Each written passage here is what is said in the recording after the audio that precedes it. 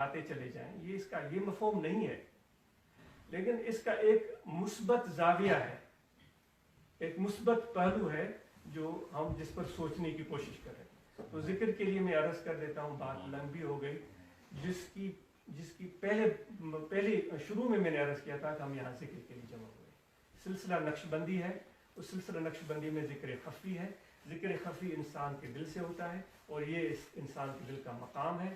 اور حضور علیہ الصلوۃ والسلام نے ارشاد فرمایا ہے، ان فی جسد الانسان لمضغۃ اذا صلحت صلح الجسد كله واذا فسدت فسد الجسد كله الا وهي القلب۔ آپ صلی اللہ علیہ وآلہ وسلم نے فرمایا کہ آپ کے جسم میں، میرے جسم میں، آپ کے جسم میں، سب لوگوں کے جسم میں گوشت کا لوتھڑا ہے۔ آپ صلی اللہ علیہ وآلہ وسلم نے فرمایا اگر وہ ٹھیک ہو جائے تو آپ کا پورا بدن ٹھیک ہو جائے گا، اگر اس میں خرابی پیدا ہو، فساد پیدا ہو تو پورے بدن میں خرابی پھیل جائے گی۔ آپ صلی اللہ علیہ وآلہ وسلم نے فرمایا کہ وہ گوشت کا لوتھڑا، آگاہ ہو جاؤ، تم سب کو پتہ ہونا چاہیے، خبردار ہو جاؤ، وہ گوشت کا لوتھڑا کچھ اور نہیں ہے، وہ تمہارا دل ہے۔ کہا گیا ہے کہ دل جسم کا بادشاہ ہے، جس طرف دل آتا ہے آدمی وہ کام کرتا ہے۔ دل آ گیا تو پہاڑوں پر بھی آدمی چڑھ جاتا ہے، دل آ گیا تو چاند پر بھی پہنچ جاتا ہے، دل آ گیا تو سمندر میں بھی کود پڑتا ہے، ایسا ہے یا نہیں؟ ایسے دل آ گیا تو کسی اچھی رنگت والے پر آ گیا تو اچھی رنگت والا پیارا ہو گیا، اس کی اچھی رنگت لوگوں کو نظر نہیں آ رہی تو بھی اس پر دل آ گیا تو اس کے لیے وہ حسین ہے۔ وہ کہتے ہیں مجنوں کی بات مشہور ہو گئی کہ بھئی لیلا پر عاشق ہو گیا ہے۔ یہ بغداد کے عروج کا زمانہ تھا، یہ جو ایک افسانوی داستان ہے، تو بغداد کے عروج کے زمانے کی بات ہے۔ تو خلیفہ وقت کو پتہ چلا کہ اتنا پڑھا لکھا بندہ جس کا نام قیس ہے اور بڑے خاندان سے تعلق رکھتا ہے اور اس کے پاس دنیا کی ہر چیز دولت موجود ہے، اور وہ اتنا بے قابو ہوا ہے ایک عورت کی محبت میں کہ وہ دن رات لیلا لیلا کرتا ہے۔ یہ واقعہ رومی صاحب نے اپنے مثنوی میں بیان کیا۔ تو خلیفہ وقت نے مجنوں کو بلا لیا، اس کو باہر کہا کیا ہو گیا ہے تمہیں؟ اس نے کہا تو لیلا لیلا کرتا ہے، کیا ہے تمہارے لیے؟ اس نے تم نے کبھی لیلا کو دیکھا ہے؟ مجنوں نے اس کو کہا تم نے کبھی لیلا کو دیکھا ہے؟ بادشاہ تھا، اس نے کہا بھائی لے آؤ لیلا کو۔ اب لیلا تو اس کی ریت میں تھی، مجنوں کا تو رشتہ کوئی اور تھا، تو وہ لیلا کو پکڑ کر لے آئے۔ بادشاہ نے اپنے محل کی کھڑکی سے اس کو لیلا کو دیکھا، اس نے کہا یہ تو میری عام جو لونڈیاں ہیں اس سے بھی گئی گزری ہے، اس کی رنگت بھی تو اتنی صاف نہیں ہے، تمہیں کیا ہو گیا ہے؟ تو مجنوں نے اس کو کہا کہ بھائی خلیفہ وقت، تم نے لیلا کو اپنے محل کی کھڑکی سے دیکھا ہے، لیلا کو دیکھنا ہے تو میری آنکھ سے دیکھو، پھر تمہیں پتہ چلے گا۔ تو دل جس پر آ جاتا ہے تو وہ چیز پھر نرالی ہو جاتی ہے۔ تو میرے دوستو یہ جسم کا بادشاہ دل ہے۔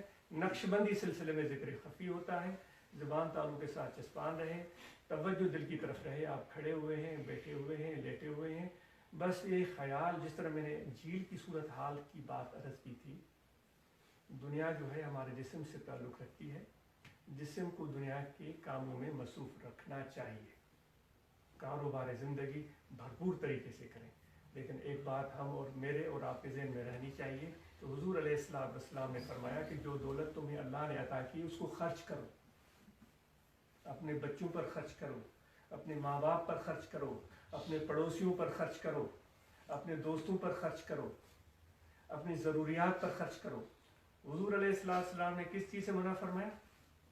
کہ ذخیرہ اندوزی نہ کرو، سانپ بن کے اس کے اوپر بیٹھ نہ جاؤ۔ اور لاکھوں کروڑوں جو ہے وہ جمع ہو گئے ہمارے اکاؤنٹ میں، ابھی بھی ہمیں تسلی نہیں ہو رہی ہے، ہمیں اور بھی چاہیے۔ یہ حضور علیہ السلام کا طریقہ نہیں تھا۔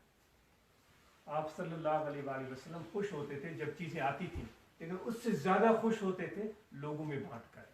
ایسا ہے یا نہیں؟ ایسے آپ صلی اللہ علیہ وآلہ وسلم کوئی چیز گھر نہیں لے جاتے تھے، صرف اس قدر جتنی ان کو ضرورت ہوتی تھی، باقی چیز لوگوں میں بانٹ دیتے تھے۔ پھر انہوں نے باقاعدہ طبقے بنائے ہوئے تھے، کن کو دینا ہے؟ جو غریب ہیں، جو یتیم ہیں، جو نادار ہیں، جو بیوائیں ہیں، جو مسافر ہیں، جو بوڑھے ہیں، جو مریض ہیں، باقاعدہ انہوں نے یہ ایک پورا ایک طریقہ ہمیں بتایا ہوا ہے کہ اس طرح اپنی دولت کو خرچ کرو۔ تو جسم کو دنیا کے حوالے کر دو، اس سے کوئی منع نہیں، لیکن دل جو ہے یہ ہمارے جسم سے الگ ہے، اس کی دنیا ہی الگ ہے۔ किस तरह दुनिया अलग है। आप लगे हुए हैं अपने ऑफिस में, लगे हुए हैं अपने ऑफिस में, आप कंप्यूटर पर बैठे हुए हैं और अपने हिसाब किताब कर रहे हैं। कि आपका दिल उस कंप्यूटर के हिसाब किताब में होता है या नहीं होता? अक्सर व बेशतर उसमें नहीं होता, दिल कहीं और होता है। तो हमारे मशाइख सिलसिला नक्शबंदी के कहते हैं कि इस दिल की दुनिया अलग है, जिस्म की दुनिया अलग है।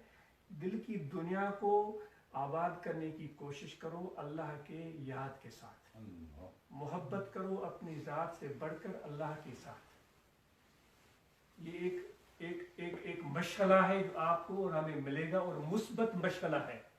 इससे इंशाअल्लाह कोई भी करे, कभी भी उसको, कभी भी, ये आज इसको गारंटी से कह नहीं सकता, लेकिन मेरा दिल कहता है कि ये तो मैं कह दूं कि ये गारंटी से आपको अर्ज की जाती है, कभी भी इस याद का आपको नुकसान नहीं होगा, कभी भी नुकसान नहीं होगा। इसमें कोई खराबी नहीं है।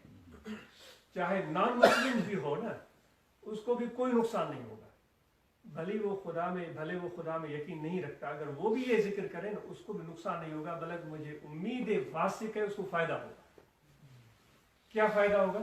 उसको सुकून मिलेगा, उसको हौसला मिलेगा, उसकी उम्मीद बढ़ेगी, उसकी मुश्किलातें आसान होंगी, उसके रास्ते खुलेंगे, उसको तरक्कियां मिलेंगी।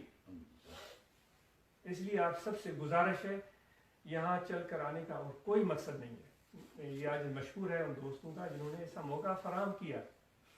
चंद लम्हों के लिए हम मिल बैठे और इस नीयत से मिल बैठे।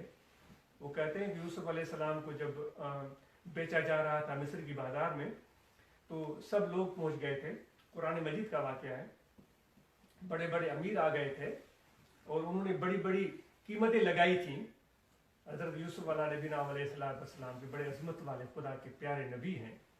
सुभान अल्लाह, उनका क्या आलिशान किस्सा कुरान मजीद में अल्लाह ने बयान किया है, और किस तरह एक इंसान पर मुश्किलातें आती हैं और किस तरह मरहले आते हैं और किस साबित कदमी से उनको एक इंसान झीलता है और आगे बढ़ता है। यूसुफ अलैहिस्सलाम के किस्से में ये सारे मरहले, मोहब्बत भी मिलेगी, इश्क भी मिलेगा, आजमाइशें मिलेंगी, तकलीफें मिलेंगी। आप पढ़कर तो देखें, वो कुरान मजीद में अल्लाह ताला फरमाता है कि इससे बेहतर तो कोई किस्सा है ही नहीं, अहसनुल क़सस कहा गया। तो जब वहाँ लोग आए थे तो सब ने खरीदारी की का इरादा किया था। वहाँ रूमी साहब फरमाते हैं कि एक बुढ़िया भी आई हुई थी, उसने सूतर हाथ में पकड़ा हुआ था, चंद धागों की एक छोटा सा एक गठड़ी थी, उसने हाथ में पकड़ी हुई थी।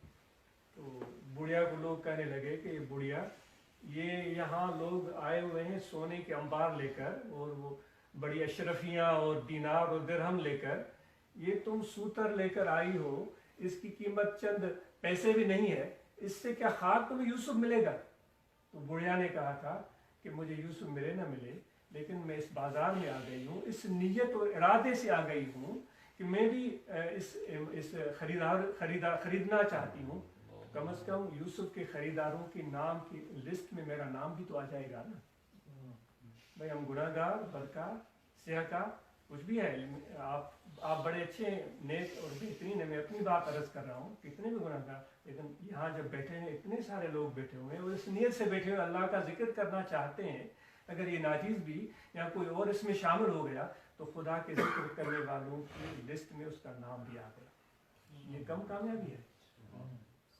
इसको आप क्या समझते हैं? कोई ये आम बात है?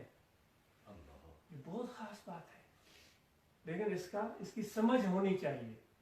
वो सिंधी में उर्दू में कहते हैं कि भाई हलवा खाने के लिए भी मुंह चाहिए। ये इतनी बड़ी बात है। तो आप और हम खुशकिस्मत हैं, खुदा ने चाहा, अल्लाह ने चाहा तभी ये हमें मौका मिला।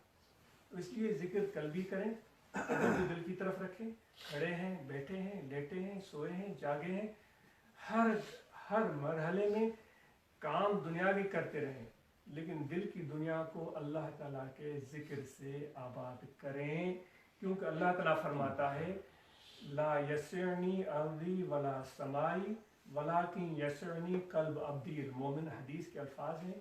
हुजूर ने रिवायत किया कि अल्लाह कहता है। एक हदीस होती है ना, वो सहाबा बताते हैं कि हुजूर ने कहा, ये हुजूर अलैहिस्सलाम फरमाते हैं कि मैं रिवायत करता हूँ, ये खुदा कह रहा है। अल्लाह क्या कह रहा है कि मैं ज़मीनों में नहीं समाता, मुझे ज़मीनों मत ढूंढो। मैं आसमानों में नहीं समा सकता, मुझे आसमानों मत ढूंढो। मुझे पहाड़ों में, दरियाओं में